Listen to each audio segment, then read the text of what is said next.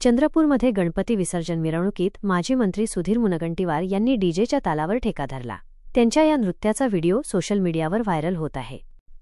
चंद्रपूरमध्ये गणपती विसर्जन मिरवणुकीचा उत्साह शिगेला पोहोचला होता।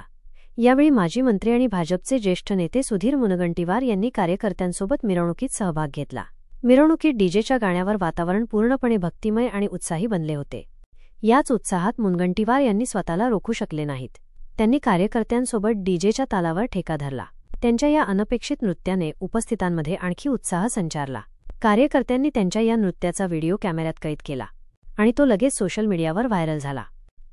राजकारणात नेहमीच गंभीर आणि शांत स्वभावासाठी ओळखले जाणारे मुनगंटीवार यांचा हा वेगळाच अंदाज पाहून अनेकांना आश्चर्य वाटले। मात्र गणपती उत्सवाच्या उत्साहात आणि आनंदी वातावरणात सहभागी होण्याचा त्यांचा हा प्रयत्न लोकांना आवडला आहे।